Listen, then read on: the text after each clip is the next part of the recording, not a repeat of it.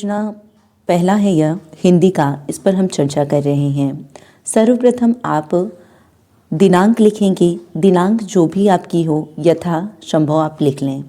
उसके बाद विषय हिंदी, उप विषय में आप अगर पद्य पढ़ा रहे हैं तो पद्य लिखेंगे, अगर आप गद्य का व्याख्या कर रहे हैं तो गद्य लिखेंगे, या व्याकरण में आप पढ़ा रहे हैं तो व्याकरण लिखेंगे। प्रकरण आप तुरंत नहीं बोर्ड पर लिखेंगे, इससे संबंधित प्रस्तावना प्रश्न पूछेंगे, तत्पश्चात आप प्रकरण लिखेंगे।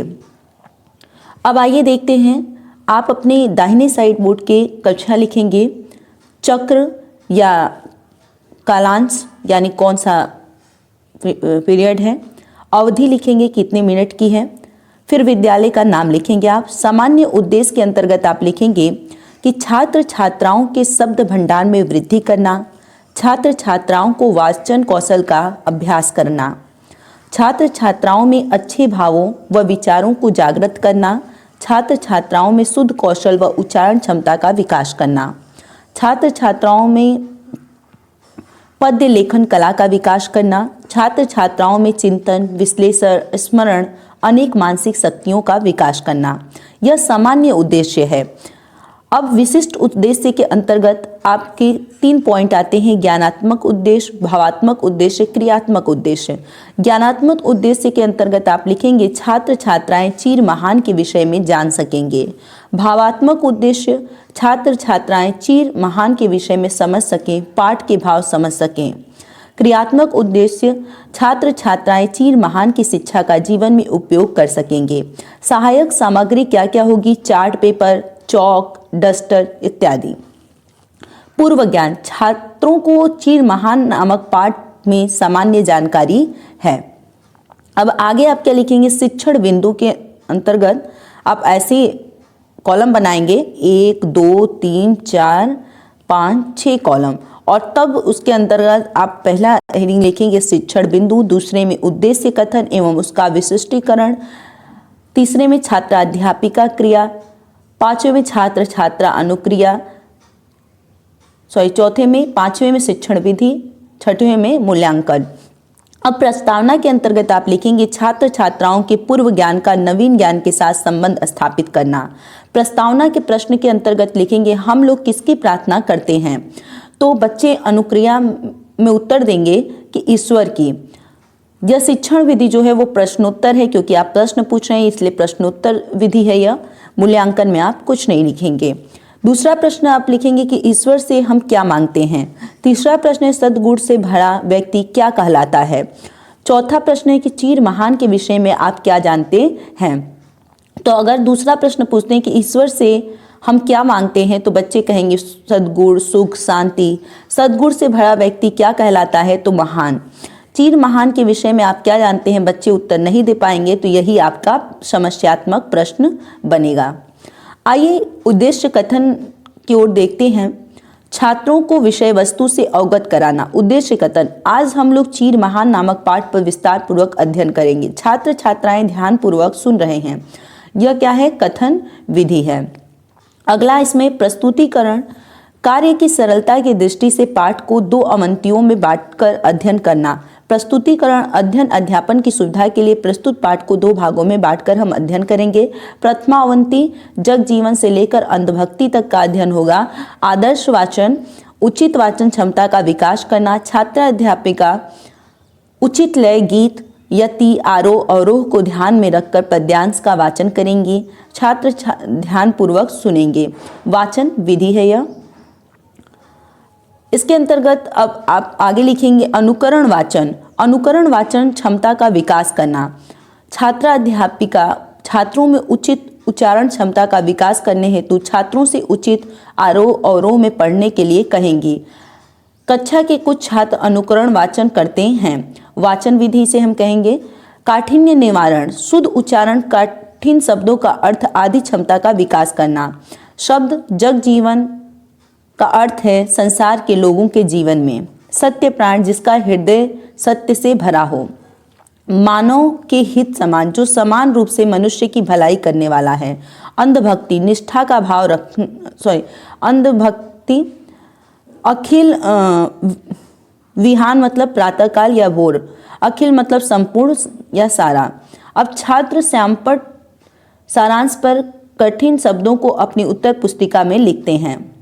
अब व्याख्या के अंतर्गत आप लिखेंगे, या व्याख्या विधि होगी, व्याख्या के अंतर्गत आप लिखेंगे, प्रस्तुत कविता में कवि सुमित्रानंदन पंत ने ईश्वर से लोक कल्याण और मानवता की सेवा करने की भक्ति करने के लिए प्रार्थना करने को कहते हैं कि प्रभु मैं संसार के लोगों के जीवन में सद्गुण से भरा हुआ और अपनी सौंदर्य से भरा, जिसका हृदय सत्य से भरा हो और मैं उसका प्रेमी बनूं, प्रभु जो मानव के हित के समान हो, जिसे करने से मुझे शक्ति मिले और मेरा डर खत्म हो, आशंका और बिना सोचे समझे किसी के प्रति निष्ठा का भाव रखूं।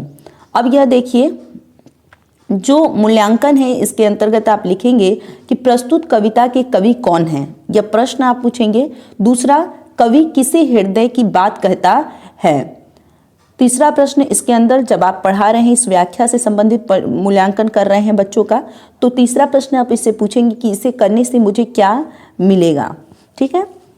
अब पद्य मौन वाचन, मौन वाचन क्षमता का विकास करना। छात्र निरीक्षण कर रहा है, छात्र उचित लय गति के साथ संबंधित पद्य का वाचन कर रहा है। यहीं पर आपका पहले अवंती जो है वो समाप्त होगा। द्वितीय अवंती में मैं व से विहान तक की आप व्याख्या करेंगे। आदर्श वाचन, उचित वाचन क्षमता का विकास करना। छात्रा अध्यापिका उचित लय गति यति आरोह अवरोह को ध्यान में रखकर पद्यांश का वाचन करेंगी। छात्र ध्यानपूर्वक सुन रहे हैं। वाचन विधि, अनुकरण वाचन, अनुकरण वाचन क्षमता का विकास करना। छात्रा अध्यापिका में उचित उच्चारण क्षमता का विकास करना। कक्षा के कुछ छात्र अनुकरण वाचन करते हैं। वाचन विधि, काठिन्य निवारण, शुद्ध उच्चारण, कठिन शब्दों का अर्थ आदि क्षमता का विकास करना।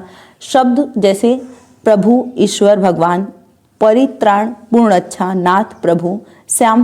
छात्र श्यामपट्ट सारांश पर कठिन शब्दों को अपनी उत्तर पुस्तिका में लिखते हैं। व्याख्या अब करेंगे कि प्रस्तुत पद्य में कवि कहता है कि हे प्रभु मैं ऐसा प्रकाश बनूं कि मिल जाए संपूर्ण संसार में जिसमें है प्रभु आपसे अगर अभय अमर दान पाकर मैं मानव का पूर्ण अच्छा वाला बनूं, जिससे मैं एक बार फिर से इस संसार में लोगों के जीवन में फिर भूल ला सकूं। ठीक है। यह आपकी जो शिक्षण विधि है वह व्याख्या शिक्षण विधि थी। अब इससे संबंधित आप प्रश्न पूछेंगे कि कैसा प्रकाश बनने को कवि कहता है। अब श्यामपट्ट सारांश के लिए आप एक ब्लैक पेपर लेंगे और उस पर आप व्हाइट पेंसिल से लिख लेंगे। श्यामपट्ट के जो भी भाग को आपको लिखना होगा। अब देखिए श्यामपट्ट सारांश में आपको क्या लिखना है। छात्र छात्राएं दिए गए काम का पुनः स्मरण कर सकेंगे। प्रस्तुत कविता के कवि सुमित्रानंदन पंत जी हैं। प्रस्तुत कविता में कवि कहता है कि मैं ऐसा प्रकाश बनूं जिसमें संपूर्ण संसार हो। छात्र श्यामपट्ट सारांश को अपनी उत्तर पुस्तिका में लिखते हैं। लेखन विधि इसे कहते हैं हम। और निरीक्षण कार्य, छात्रा अध्यापिका श्यामपट्ट सारांश को छात्रों को अपनी उत्तर पुस्तिका में लिखने को कहती है। पुनरावृत्ति के प्रश्न, पढ़ाए गए पाठ का पुनः मूल्यांकन। पुनरावृत्ति के प्रश्न क्या क्या है। प्रस्तुत कविता के कवि कौन है। प्रस्तुत कविता में किसके कल्याण की बात कही गई है। यह आपकी प्रश्नोत्तर विधि होगी। अब आगे छात्रा अध्यापिका क्रिया के अंतर्गत आप लिखें कवि भगवान से क्या बनने के लिए कहता है। कवि संसार में क्या लाने को कहता है। पांचवा प्रश्न, सुमित्रानंदन पंत का जन्म कहाँ हुआ था। ठीक है। गृह कार्य में आप दे देंगे बच्चों को कि प्रस्तुत शब्दार्थ याद करके आना, पुनरावृत्ति के प्रश्नों को याद करके आना।